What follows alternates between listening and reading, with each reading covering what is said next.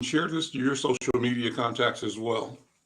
I'm Al McFarlane. Welcome to the Wednesday edition of Conversations with Al McFarlane. Today is Wednesday, May 25th, 2022, right? And I think today is it 25 or 23? 25, right? And if our memory serves me correctly, this is the anniversary of the death of George Floyd. And the community, the country, the world is taking a moment to reflect on uh, the call for change, the movement for reconciliation, the movement for um, transformation, and the movement for reckoning. Part of that is how we approach uh, dealing with a whole range of disparities and inequities that we know about, we read about, we live. And one of the ways we deal with that is through the work of a group called Build Wealth Minnesota, based in North Minneapolis. Build Wealth has a mission and a vision of helping our community find our ways to sustainable, viable, productive, financial futures, lifestyles. How do we connect ourselves and see ourselves as an economy and as individuals see ourselves as thriving in an economy that values our existence, our humanity? Well, one of the people I'm talking to today is a realtor, a business owner, and organizer, a motivator, a leader in business and in the housing and wealth creation space. Shauna Frazier is with the Frazier Group, and they are helping people become homeowners and providing other solutions that address the question of the disparity in wealth. Shauna Frazier, good afternoon. Good to see you. Thank you for being here. Thank you for having me. Super excited.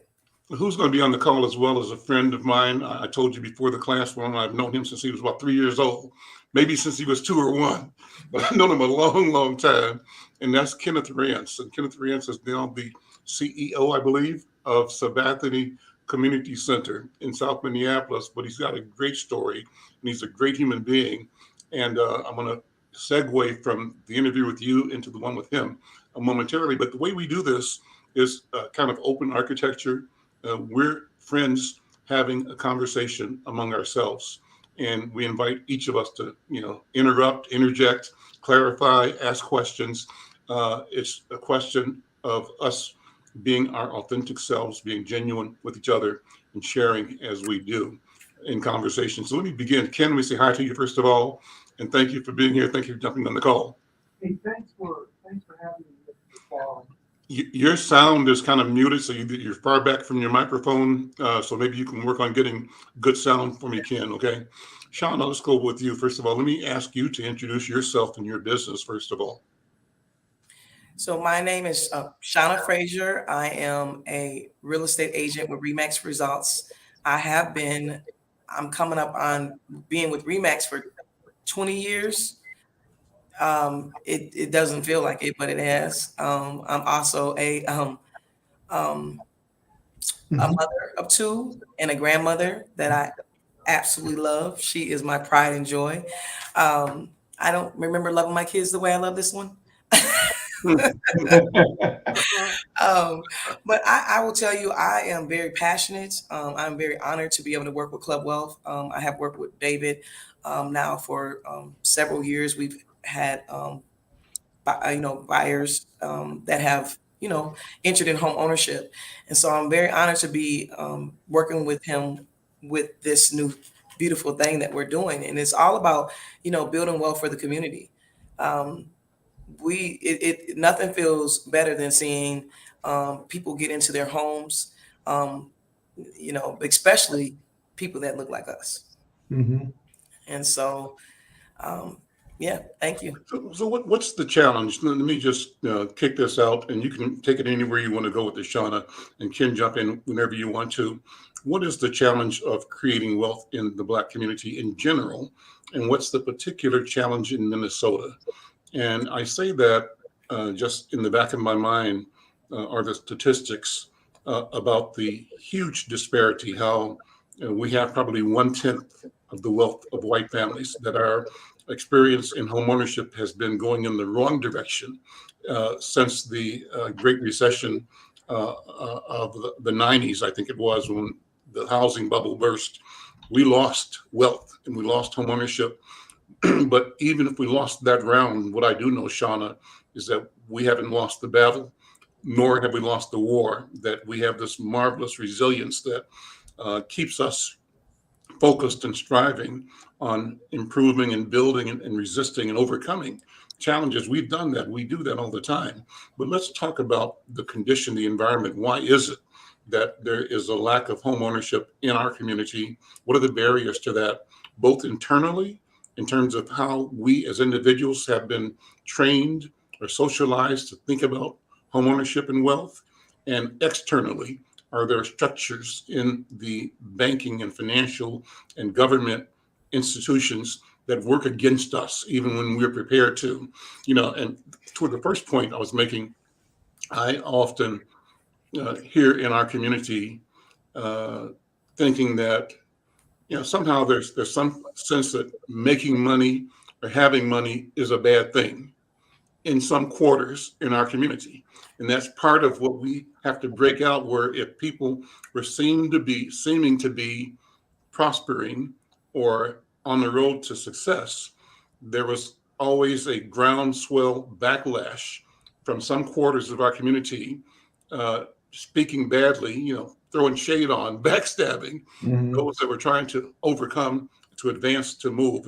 Are you selling out by moving out of the neighborhood, or by becoming a homeowner, not a renter, or by renting over here, not over there? That kind of stuff. So it's all kinds of stuff in our own yard that we have to deal with and address. So talk to those things for me, and then talk about what's outside of us that also can be a barrier, and how we have, through your work and the work of David at Build Wealth, managed to create processes that take us towards completion, fulfillment, and success. So I'm just going to address the last thing you said real quick. Sure. Making money is right there next to oxygen for me. Okay, because without it, we're not able to do the things for ourselves and our families and our friends and our community, right?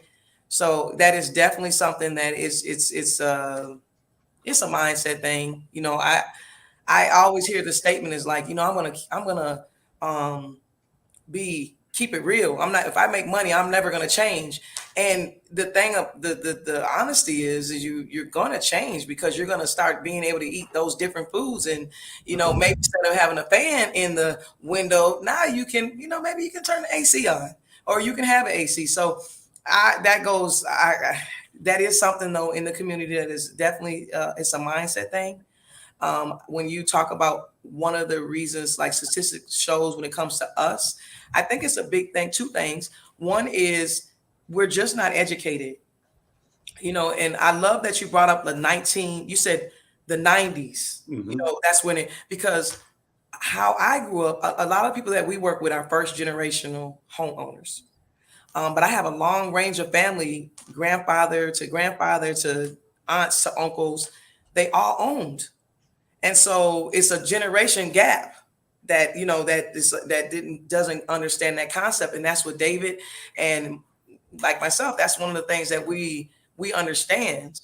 And it's our job, to, like, when we do move out of those communities, to make sure we bring it back and tell them, like, wait a minute. And so one of the things that we always make sure is we show statistics on, okay, listen, we helped someone buy a house. It wasn't their dream house, but it was their first house. And when they bought that house, they bought it. Now they sold it. They've had it for 4 years. They haven't had to do too many things to it. No updates and all that fun stuff. But then when they bought that house, when they sell a house, now they're going to make $60,000. And that $60,000 can be worked 60 different ways. You know what I mean? And so now we can put some money back into the college fund. We can have a bigger down payment for the next house, so we can get the house, more of the home that we dream of. It's so many different things that we're just not educated on. And the thing about it is, one of the sayings that we say is, you're buying a house, whether it's yours or it's the landlord's. And so just educating our community on why it's so important. You paying for the house either way, right? You live somewhere, you're paying for a house. Yeah, you're paying for a house. You're paying for one. Mhm. And then, in Minnesota, I don't know the latest statistics, so I have to be very careful. But in Minnesota, um, it used to be where the average African American family made $15 an hour. So, one of the things that we're working on is like, okay, so if that is the case, David said something in his last meeting, and I got an opportunity to tell him on the call, but it touched my heart. So I was just like, oh my God, it was so good. And he was saying, one of the things that they do is they help people work on their resumes. Because one thing about us is we're resilient. I work with we work with so many people that look like us that got it going on. And meaning they have really good jobs. You know what I mean? They might be like David gave an example of a janitor that is getting paid, he's been getting paid like 20 something dollars an hour, and he can really be getting paid like the market average is 30. Mhm. And so what he says, they help people with that. They help people with their resume. And to me, that's one of the biggest things you can do for a man, a woman, a family, anybody is I don't know the scripture down, but it's like you can teach someone how to fish. No, you can give somebody some fish, but if you teach them, It's not a fish. Right? come on now. In the meeting, I was just like, that is so powerful. You know where I was going, right? Yeah. Well, so that's the things that we need to start doing. And another thing that we've been doing in our own backyard is a lot of us live together, and a lot of us have jobs. Mhm. You know what I mean? So we do. We know we talk about every other culture, which they seem to have got that part right, where they all live together and they put their money together. That's one thing as a community that we got to get better with. Mhm. But we do that. And so, okay, how about we all live together, put our money together, get on this loan together, and buy a house together and build this wealth together. And so then when you are able to, you're financially strong, we can help you buy a home. Mm-hmm. So that's one of the things that we're working on, because it's so important. It's so important to us. Can I just say one other thing, and then I'll be quiet. You said what are some of the struggles that we're dealing with now? Mhm. Those are the struggles we're dealing with now. But one of the things that really hit the market is the interest rates. Yeah. This is a serious adjustment that we're going to have to take. And it's a serious adjustment that we're going to need to, it's a mindset thing, but it's a serious adjustment. So we've been in a seller's market. We're still in a seller's market. However, the adjustment is in which we've always built wealth. Build Wealth has a program just for people. They have a long program, but even when we're getting our clients approved, we always say, of course, pay attention to the interest rate, but what are you comfortable with paying monthly? Mhm. Because we want to make sure this is going to be not once that it's attainable, making sure it's sustainable, right? And so what are you comfortable paying monthly where you know that you don't have no worries? And so, yeah, the interest rates went up. Okay. We never really so much cared about the rates. We care about that payment though. And so that's what one of the things. So it's just an adjustment on, okay, the rates went up. So we're not able to buy as much house, but we are able to buy a house, and making sure you're getting with programs like David to see what new programs are coming out, because there are always new programs coming out for us, for people that are interested in becoming homeowners and wealth. Ken, go And ahead. Get it Shauna, done. I would also like to think that taking into account, the city of Minneapolis has one of the least amounts of housing inventory for a city of its size in the country. And so I think because of that lack of inventory, it increases the home value prices because there's a lack of demand if you're looking at the supply and demand curve. And so one of the things that I think we're also being confronted with is with a lot of these corporations and investors that are purchasing single family homes and in such large lots and increments, they're really beginning to serve as market makers in regard to what the rent is for living in the city of Minneapolis and whether it's affordable.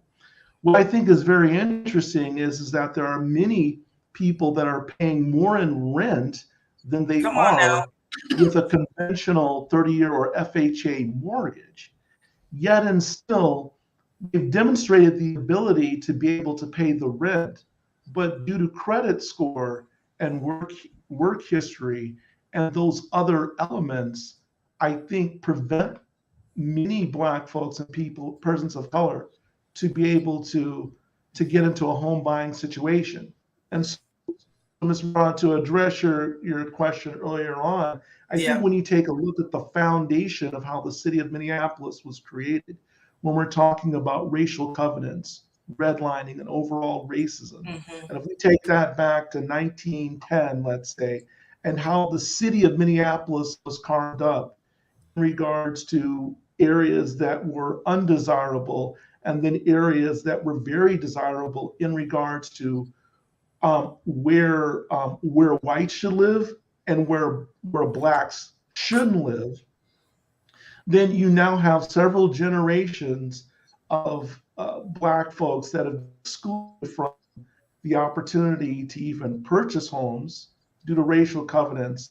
And then with racial redlining, they're generations back from having the opportunity to even be able to get into the housing game.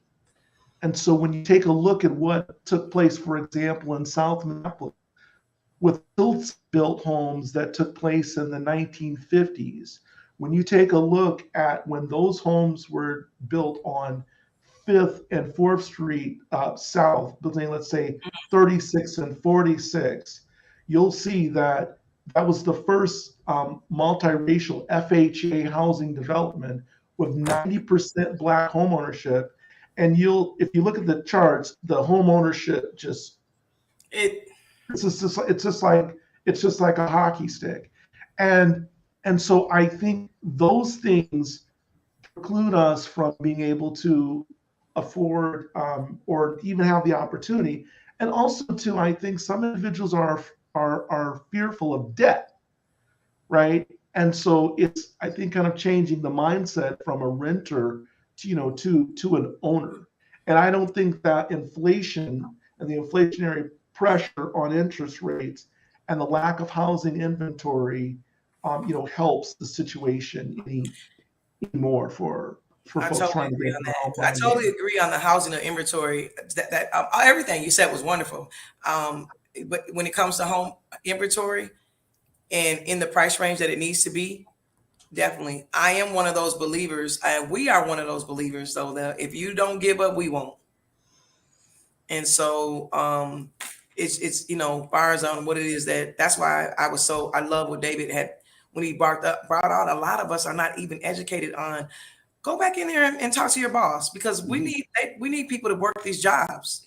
You know what I mean? And so, like, everybody, like, I don't know what's going on, but like a lot of people, there's a lot of people that need people to work. So they don't want to lose someone that they've had for a good employer, right? This is just a phenomenal. I'm just so 9,000. This is just amazing. 9,000 equities. I'm showing the ad that's running in Insight News from Build Wealth Minnesota. The concept, the promotion is entitled 9,000 Equities, and the idea is to help Black families own a home. And it says that Build Wealth Minnesota and partners are closing the home ownership gap. And what they've created is a system, a network of trusted advisors. That means Shauna Frazier and her crew, her team. And that advisor group has the goal of providing affordable first mortgages to households that have struggled with access to financial support in our community, that they do things like financial education support, credit repair, favorable mortgage loan products, down payment assistance, access to reputable licensed professionals. And they are going strong in communicating to our community that change is afoot, that help is available and available right now.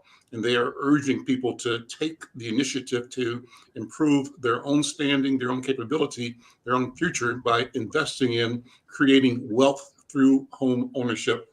I'm so pleased to have Build Wealth Minnesota as a customer and advertiser in Insight News running this full page ad, because it reflects two things. One, the value that they are offering to community. But for me, as a business owner, it also reflects David's belief in talking to our people through our people. One of the challenges we've had is that as often as not, we tend to not trust our own assets, our own resources, our own leadership, our own genius, our own wisdom, and we defer to what outsiders, and the outsiders are the creator of the malaise. We defer to them for the creation of solutions. That's something we got to get over. Ken, you were referencing that when you said there's an aversion, a fear of debt. We simply have to be taught and learn differently. I'm pleased to have in this paper too, this is this week's Inside News, the story on Tim Baylor building the market rate house on West Broadway. That's a great thing. He's calling that project Satori Village. And our job as a newspaper is to keep elevating what we are doing. But before you leave, you got to leave it in about 4 or 5 minutes, Shauna. What you and Ken talked about, I want to bring up a piece that I've read and I've made reference to on a regular basis. It's a book published by locally by Minnesota Historical Press Society. The Minnesota Historical Society Press over in St. Paul. And the book is called Whiteness in Plain View. The subtitle is A History of Racial Exclusion in Minnesota. Ken, this affirms what you just said. Read one paragraph off the back of the book. Whiteness in Plain View examines the ways white residents across Minnesota acted to intimidate, control, remove, and keep out African Americans over the course of the 19th and 20th centuries. This is not new. This is a practice that's been going on for a long time. It goes on to say that their methods ranged from anonymous threats, vandalism, mob violence, restrictive housing covenants, Ken Rance, realtor deceit, and mortgage discrimination. And they were aided by local, state, and federal government agencies, as well as openly complicit public officials. What they did was not an anomaly or aberration in some particular place or passing moment, but rather common and continuous. And so it goes on to say that chapter by chapter, the book shows that Minnesota's overwhelming whiteness is neither accidental nor incidental, and that racial exclusion's legacy is very much woven into the state's contemporary politics, economy, and culture. It's a great book. I've read it. It's worth reading. And Minnesotans need to read it so that we don't feel like too often our community wants us to feel bad that we are demanding equality. We are encouraged to not speak up, to not speak out, to accept marginalization and to accept inferior opportunity or lack of opportunity as just the way the world is. But I tell you, it's simply not so. And we have to speak truth to power. I believe we're doing that in this conversation and more. So Shauna, I want to thank you. Take a minute to talk about your company, your business. I know you got to leave in about 3 minutes, I think. Take 3 minutes to promote Shauna Frazier, if you would, because this is all about you and your business. Okay, thank you. Again, I appreciate you having me on. I will say that I definitely want to get that book. We did some research on where some of my grandfather's homes were. And when he was buying, and him and his siblings were buying homes, in some of the areas, the real estate agent would lose their license if they sold them homes. So it's so deep, like it's so deep. And that book definitely sounds interesting. So I'm gonna go grab that. But again, thank you for having me. I am a real estate agent with Remax Results. And we have a small team. And we are, like I said, we're passionate about helping people buy, sell, and invest in homes. I'm also an investor. So not only do I help people buy homes, not only do I buy them for myself, I buy them for others.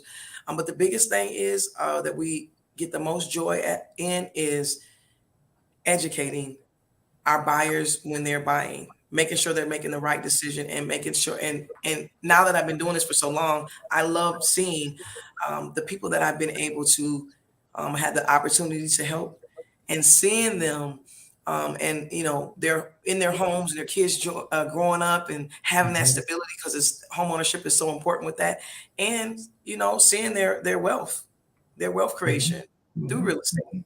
So that's a little bit about me. Again, thank you for having me. I wish I could stay longer. Is there? We'll come back. And I want to hear more in the future when you come back about your personal story, your family, your grandpa, and your family's history in the state of Minnesota. I think it's something we have to keep sharing. So thank you so much. I would And love to. John, if I can just say real quick, on the second floor of Sabathany Community Center, we have the Owning Up exhibit, Racism and Housing in Minneapolis. And it Okay. lays out the history of redlining, housing discrimination practices here in South Minneapolis. And I Yes, want to invite you, David, and the Build Wealth team over to tour our exhibit and any of your clients, because I think I would. when you have a historical perspective, you have a better understanding as to why we as Black people are living in some of the conditions that we are living in. And that, yes, there was the man and the conspiracy was real and it is true. And so I think by providing that historical context, one organization to another, I want you to come over and check it out, because I think that it'll help I would to love help to. your clients. I would love to. And thank you I have been in several different different program. I would love to come over. And the Yeah. history is so important. It's so interesting too, and it's so sad. You know what I mean? Like, but it's also too. I'm always excited to see uh, the history and see those of us that didn't quit and didn't get discouraged and just you know not do it. But a lot of Yeah. us just don't know. So I definitely. You said the second floor. Second floor of Sabathany Community Center. I'll reach out. I want to invite you and the team over, and we have the exhibit open to the public, but it only just confirms and reaffirms what Mr. McFarlane talked about with whiteness in plain view and the design of the city of Minneapolis and state of Minnesota when it comes to exclusionary practices for blacks and home ownership.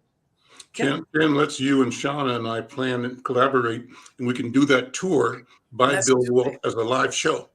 Oh, that'd be awesome. Let's I do would it. love it. Let's do that. And the beauty of this is that we're not only going to the Insight and McFarlane Media, social media, this is being streamed to Black Press USA, the press Okay. of the National Newspaper Publishers Association. I just Mhm. put up a note from one of our LinkedIn viewers. He says, Al, I've been following you since you presented at Dr. Michael Fagan's Pan-African Conference several years ago. And so people are checking this out on YouTube, on Twitter, on Facebook, and across several platforms. So this is important Nice. work, and we're glad to be doing it. Okay. Great. Shauna, We gotta do that. We gotta do that tour. I love that. That would be a wonderful, wonderful. That's a wonderful idea. thank you, Mhm. Shauna. We'll talk to you later, okay? Talk to you later. Mhm. Bye. Bye-bye. So, Ken, it's me and you here. Let's go ahead and continue. Good to see you, Ken. Sure. How you doing, man?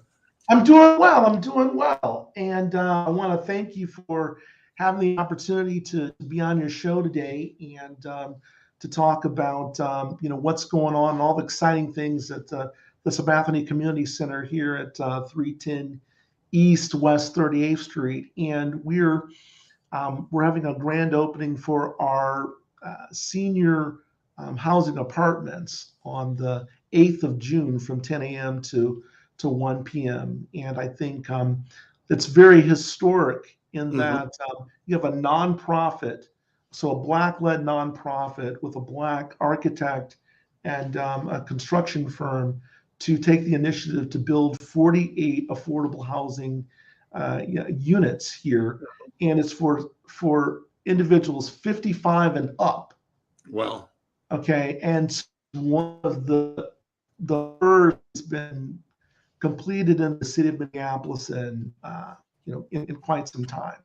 And so we're very excited about that, and we're encouraging Southsiders to apply. Take a minute and let's do Sabathany 101, just for people that might not know about the rich legacy and history of Sabathany. I can tell you that Sabathany Community Center was one of the places that got me grounded when I came to Minneapolis Right. from Worthington, Minnesota, back in the late 60s, early 70s. And in fact, at one point in time, I served as a member of the board of directors of Sabathany. And so I've got a history with Sabathany, a great appreciation of Sabathany. I've always carried this idea that there are three anchor institutions in our community, legacy institutions, they being Sabathany in South Minneapolis, North Point Health and Wellness in North Minneapolis, and the Model Cities Hallie Q. Brown Center in St. Paul.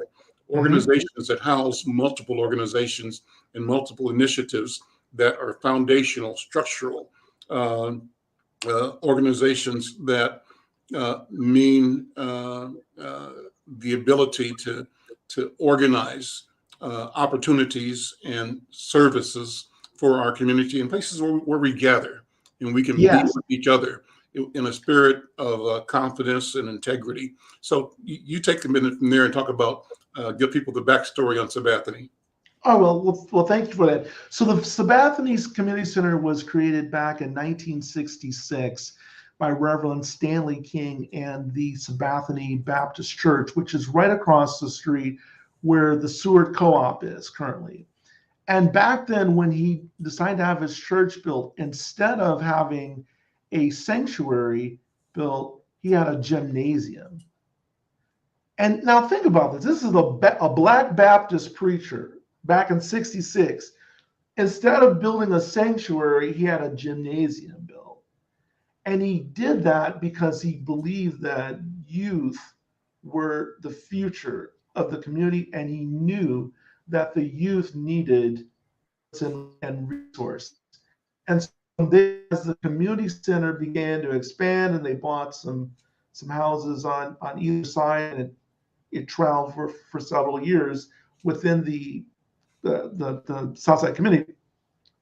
What they realized is not only did the youth need services, but their parents needed basic services as well. And so in 1979, the parishioners from Sabathany Baptist Church and community leaders on the South Side petitioned the city of Minneapolis and the Minneapolis public school system to purchase Bryant Junior High School for $1. And they prevailed. And now 56 years later, the Sabathany Community Center goes strong. And actually, we will be celebrating our centennial. Our building will be 100 years old next year. And Sabathany is comprised of 4 business units. The first one is commercial real estate. So what we do is we provide below market rate commercial real estate for BIPOC profits and small businesses. And one of the things, the way in which we're able to give back on our services is that our tenants don't have to pay utility costs. And so what that does is that provides a more level, consistent payment, and it's able to help them with their budgeting as they continue to grow their businesses and serve the community. Our second business unit is our enterprise, where we rent out individual rooms, our gymnasium, our auditorium to the community.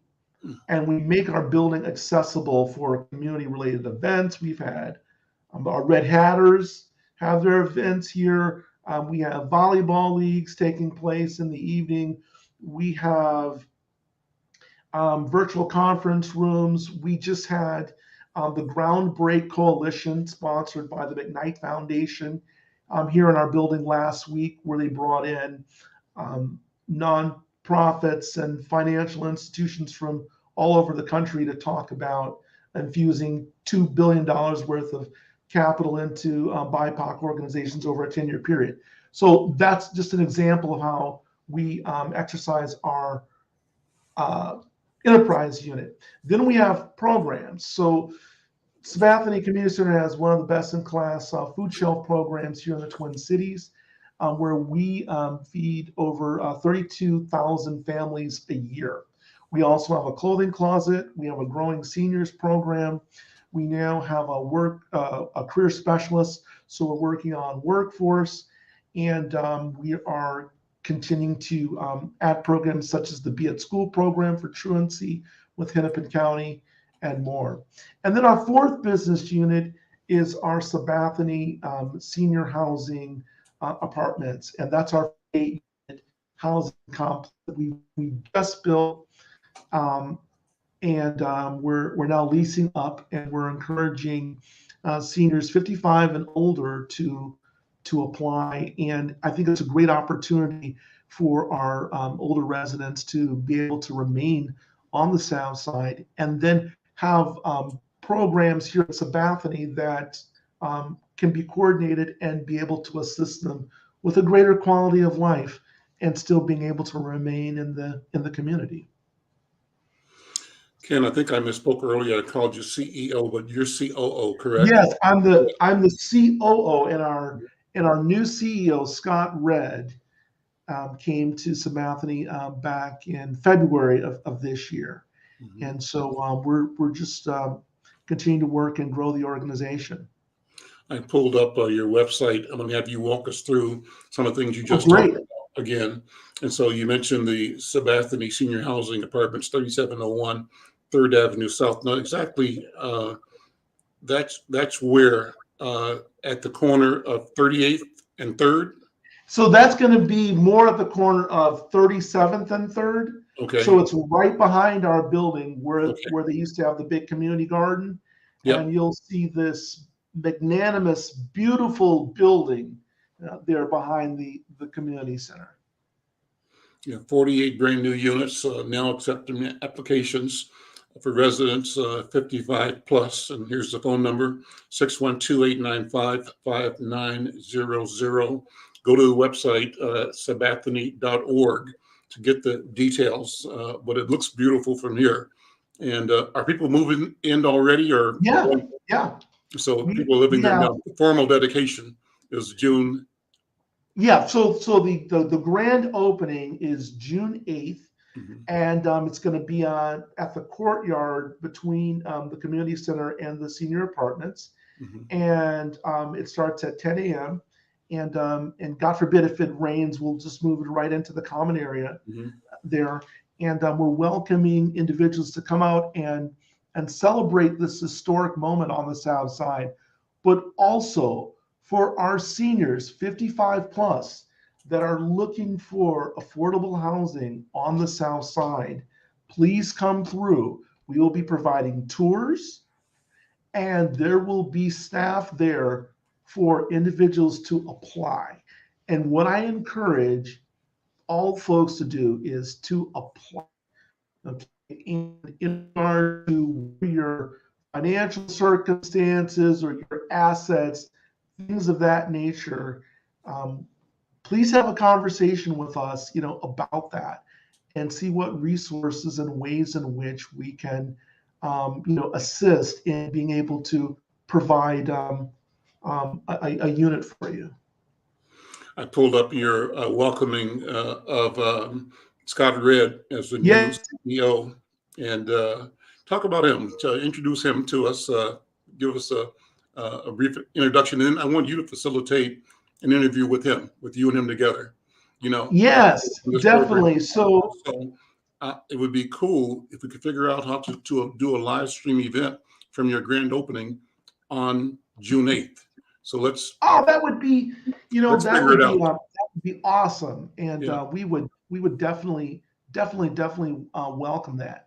So Scott is a resident of Waterloo, Iowa. Came to the University of Minnesota to play football, and from there got his master's in education and has worked with the Minneapolis public school systems, Aon.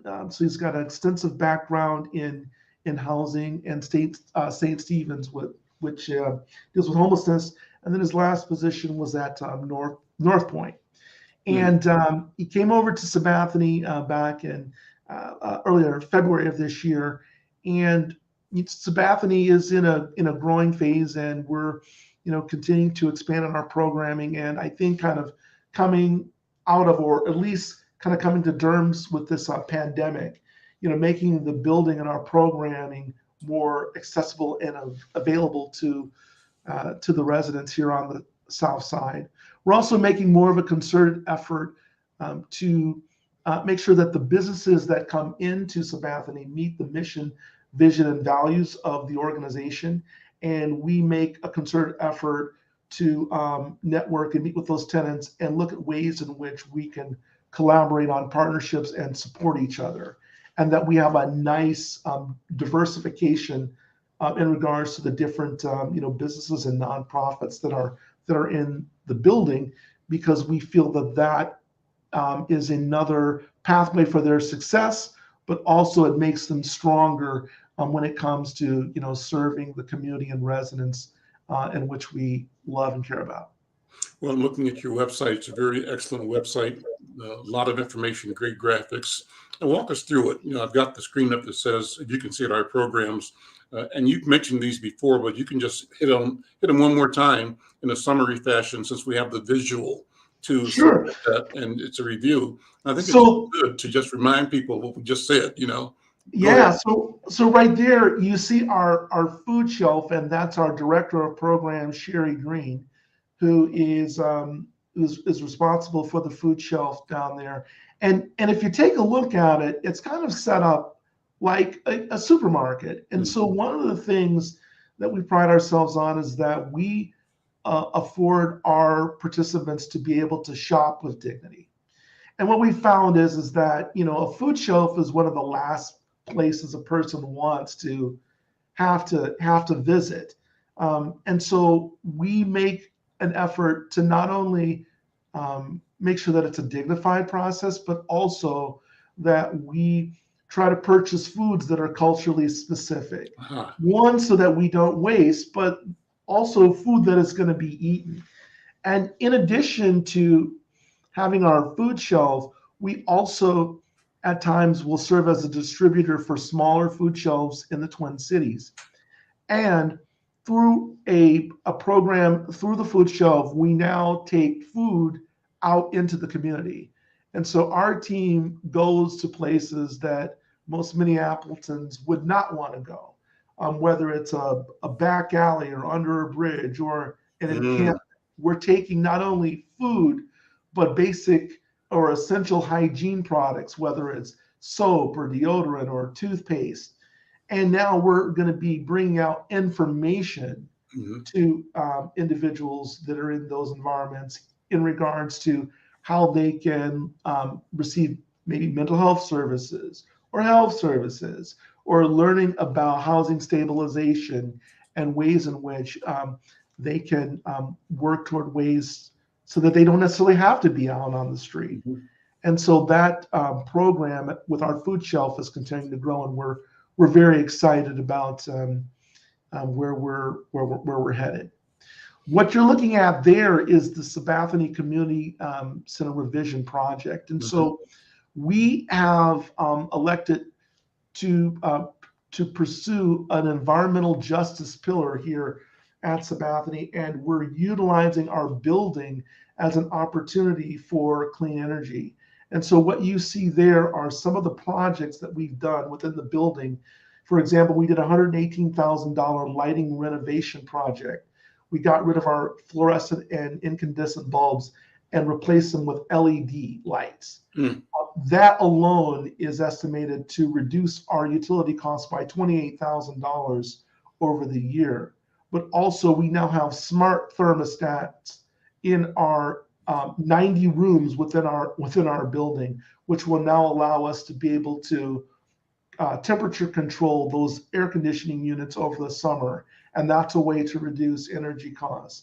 But we're also exploring geothermal for our HVAC system. And we received a $500,000 appropriation thanks to Congresswoman Ilhan Omar to be able to resurface our roof and prepare it for solar panels, kind of like what took place over at North High School, so that we now have the ability to generate energy. We're also working with Excel and the Public Utilities Commission to have a $2.5 million battery placed on our campus, so that through the solar PV and the battery, we truly have the ability to be resilient.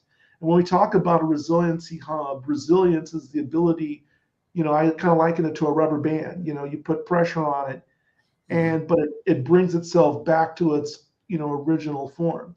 And so the city of Minneapolis has designated Sabathany as a resiliency hub. And so our definition of resiliency is social plus infrastructure. And so as we're working on the solar panels on top of the building and the battery, we're also working on our social programs and being able to have an environment, a healing space for the community in times of normalcy or peace. But then, God forbid, there be a power outage or a crisis in the community like we experienced in 2020 with the murder of George Floyd, considering that we're only 6 blocks west of George Floyd Square, that our building has the ability to transform into a place of refuge for our community. You mentioned businesses in the facility. Take a minute to give them some sunshine. Promote some of your tenants there. Yeah, so we have a charter school named Cosmos, and they're a Montessori charter school. And so each morning, I love it when the babies walk past and they wave, and they're doing great things there. We also have the Fatherhood Project on the 3rd floor, and they work with men, and they're helping to train them and to educate them on how to be better fathers, whether it's with employment, whether it may be with the courts and child support issues, things of that nature. We also have C2I, which is Connections for Independence, and they're a nonprofit that works with foster children and providing support services for them and helping them towards emancipation. We also have Beechwood, and they're a nonprofit that works with individuals with physical and mental disabilities in our building as well. And on our lower level, we have Dion Lovelace. He has his building, his business there, and he's a graphic printer. And so it's great, to have him in the building to be able to continue his business that unfortunately was impacted by the riots, because he was on 38th in Chicago. And so Sabathany, now is his new home. So yeah, I encourage people to come check him out on the lower level. We have Dr. Remy, who's has a mental health program for Black youth in the community, and he's working very closely with George Floyd Square, and I think that's so important that mental health services there. And then Southside Clinic is here on our 1st floor, and they provide mental health services and some nutrition programs. And then we also have a dental clinic that meets here twice a month for youth. Mm-hmm. And it's always great to see folks coming in and getting their teeth worked on. And we have some future tenants coming as well. We have a large healthcare provider coming in as of January of 2023. We have a daycare Wonder Fund Academy that's going to be on our lower level. Mm-hmm. And so they're going to be opening up to provide quality and affordable childcare here on the south side, which is so needed. And that's Black-owned childcare led by Omar Adams. And the list continues to grow. I see Sounds of Blackness as a tenant. Yes, so Sounds of Blackness, they're awesome. Gary Hines, I see him in the building, and so they're headquartered here, and we with the lighting renovation and the work that we've done on our auditorium, from what I hear, they're going to be back rehearsing and using the space, and our goal is to bring music and performance back into the community with our auditorium. So we're so jazzed about Gary and the Sounds and their contribution. I saw that picture earlier of the renovation of the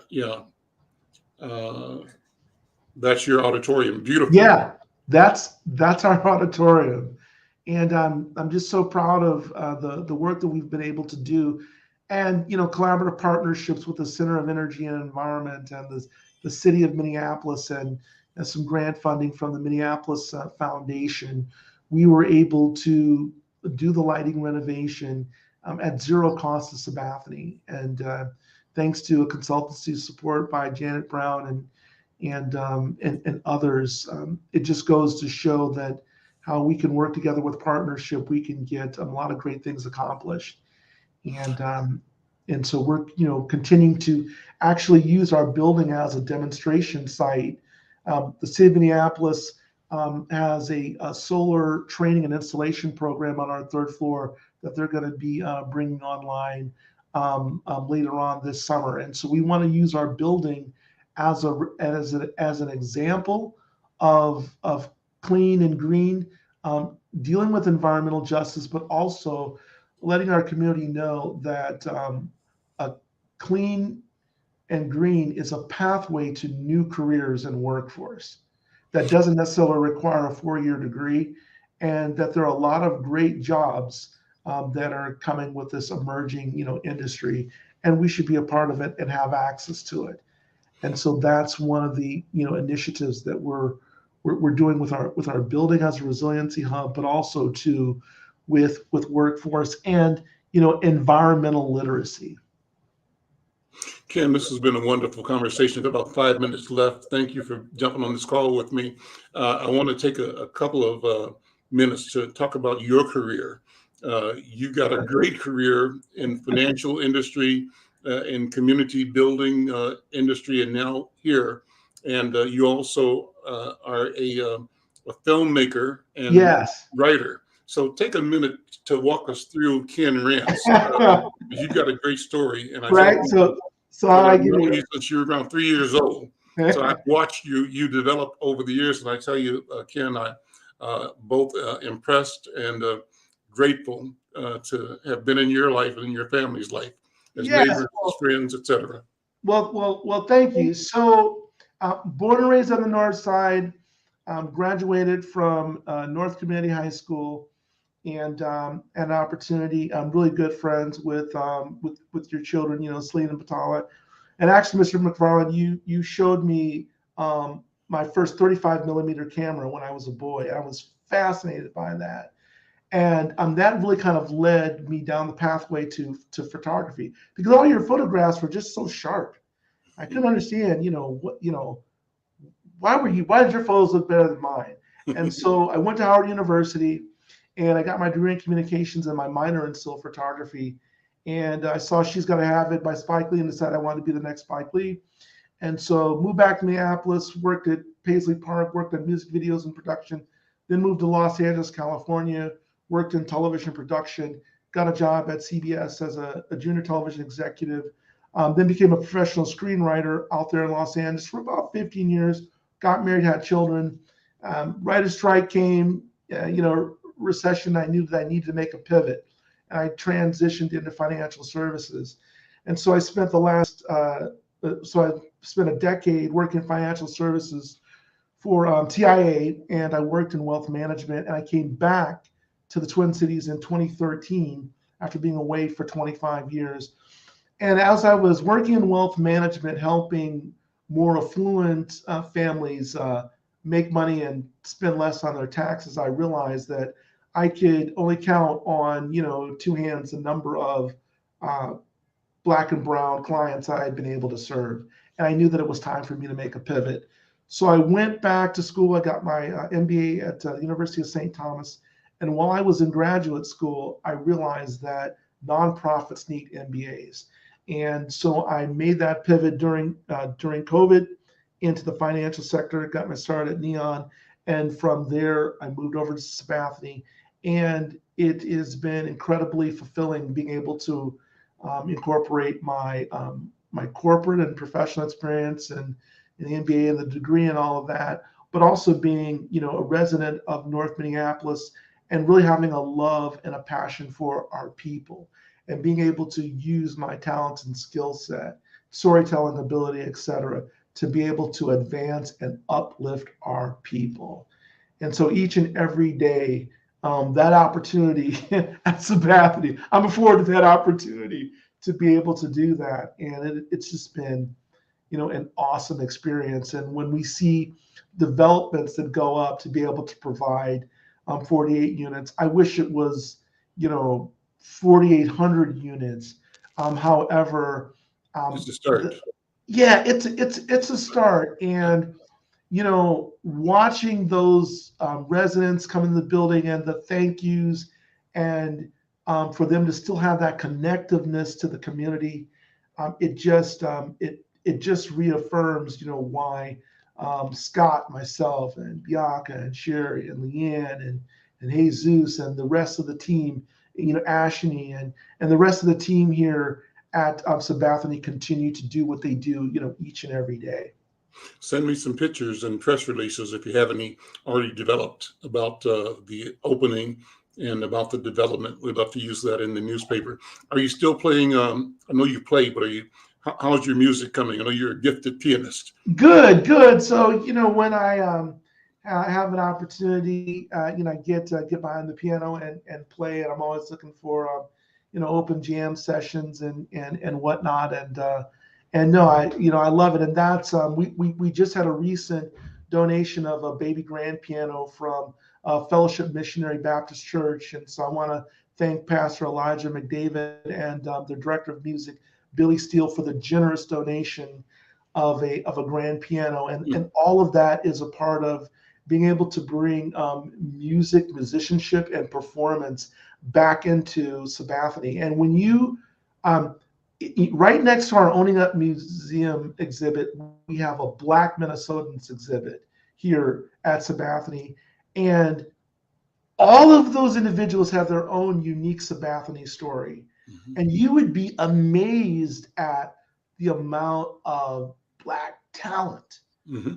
that has been impacted and has walked these walls and that has contributed, from Josie Johnson to Brother Mahmoud El Khati. I mean, we could, Clarissa Walker. I mean, so I encourage anyone to contact us at 612-821-2308 and arrange a time to come and see our museum and learn more about our proud, rich history, despite all of the forces and institutions and laws and discriminatory practices that have tried to impede our progress as a Black people. But like Maya Angelou said, still I rise. And it is, if it doesn't inspire and encourage you, I don't know what will. Ken, I can tell you it's personal for me. Sabathany is where my wife Bobby and I met. So oh really? really. See, that's how we met. The first time I ever saw her was in Sabathany, and we met from my meeting her at Sabathany, developed a relationship that led to now a 50-year romance and love affair. So I'm grateful. And had it not been for Sabathany, who knows? Listen, thank you, Brother Ken. Yes. We want to do this again. And what we should do is figure out how to organize getting the tenants and partners in the Sabathany building into this program regularly, even if it's like a 10, 15-minute interviews.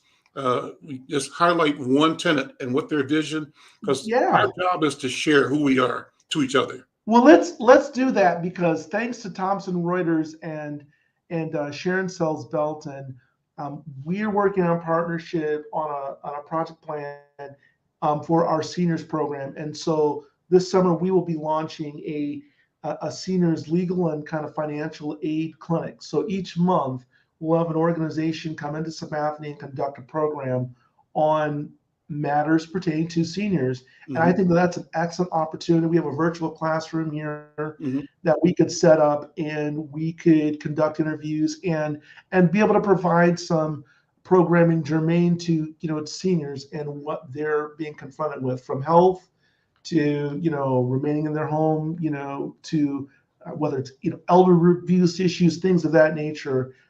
I think we could definitely work that out. That'd be very exciting. Let's make it so. All right, then. Ken, well, thank you so much. Thank you. And we'll be in touch. Take care. All right, then. Take care. Bye-bye. Goodbye.